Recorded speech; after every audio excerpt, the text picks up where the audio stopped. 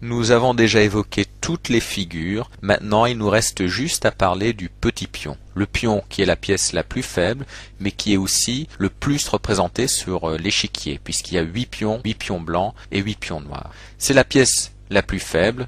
Pour quelle raison? Regardez, voilà.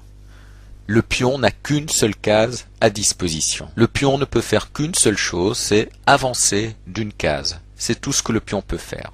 Heureusement, il y a quand même quelques compensations. La première compensation est la suivante. Lorsque le pion se trouve sur sa case de départ, c'est-à-dire lorsqu'il n'a pas encore joué, par exemple un pion qui se trouve en D2 ou tout autre pion qui se trouve sur la deuxième rangée, c'est-à-dire sa rangée de départ, dans ce cas-là, le pion, exceptionnellement, il a le choix ou bien d'avancer d'une case, comme on l'a vu tout à l'heure, mais s'il le souhaite, et uniquement à ce moment-là, il peut aussi avancer de 2 cases. Donc ici, il a 2 cases à disposition, la case D3 ou la case D4. Ceci compte pour tous les pions et à n'importe quel stade de la partie. La seule chose qui compte, il ne faut pas que le pion ait déjà bougé dans la partie. Une fois parvenu en D3 ou parvenu sur n'importe quelle autre case, il est trop tard pour le pion. Plus jamais il pourra avancer encore de 2 cases d'un seul coup. Autre particularité du pion, c'est quand il a faim. On a vu tout à l'heure avec la tour et avec les autres pièces que pour manger une pièce, il suffisait simplement d'aller sur la pièce. Ceci compte également pour le pion. Sauf que le pion, contrairement à toutes les autres pièces, connaîtra une démarche différente. Le pion est actuellement en D3. Je vais rajouter un pion en D4, en C4 et en E4. Le pion mange différemment par rapport à sa façon de bouger. Normalement, un pion avance tout droit. Donc, on pourrait dire que si le pion a faim, il pourrait manger le pion noir qui se trouve en D4. Mais ce n'est pas le cas, puisque quand le pion mange une autre pièce, obligatoirement, il bouge en diagonale.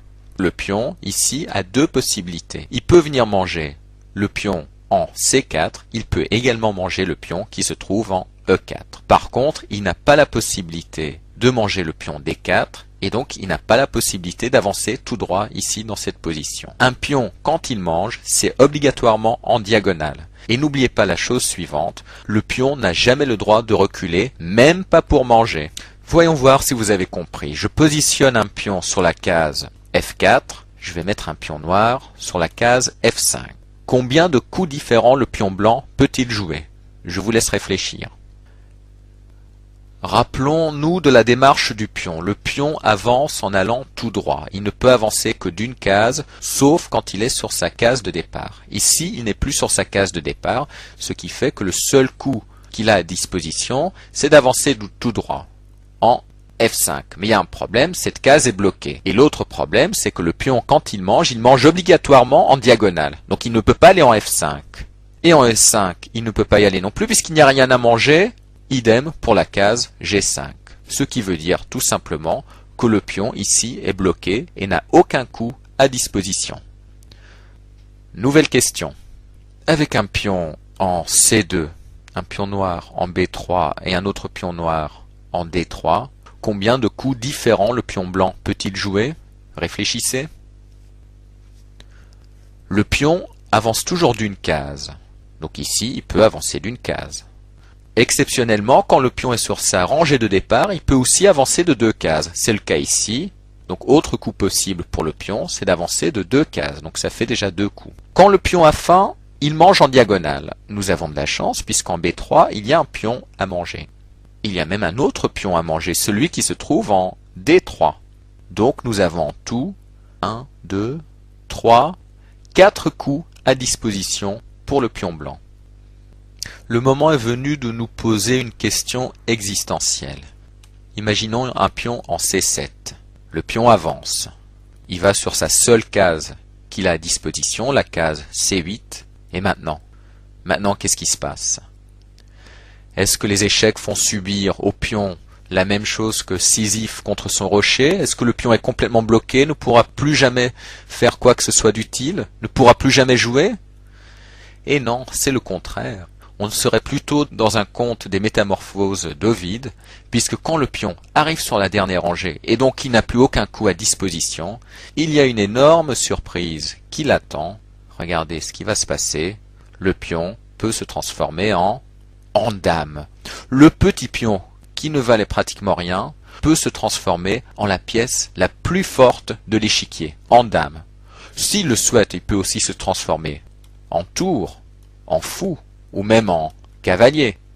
La seule chose qu'il ne peut pas faire, c'est se transformer en roi, rester en pion, ou bien se transformer en une pièce de l'adversaire. Ça, ce sont des coups interdits. 9 fois sur 10, voire bien plus encore, le pion va se transformer en dame. Avant de terminer, laissez-moi vous poser encore une dernière question. Combien, théoriquement, les blancs peuvent-ils avoir de dames en tout? Pour vous aider, regardez. Alors, vous voyez que dès le départ de la partie, les blancs sont déjà en possession d'une dame, mais chaque pion aussi pourrait se transformer en dame. Ce qui fait 1, 2, 3, 4, 5, 6, 7, 8, plus la dame que nous avions déjà au début de la partie, il est tout à fait possible d'obtenir 9 dames en tout. Mais dans une vraie partie, évidemment que cela ne se produira jamais. Des pions qui se transforment en dames, voilà une belle surprise. De toute façon, vous verrez qu'aux échecs, on n'est pratiquement jamais au bout de ces surprises.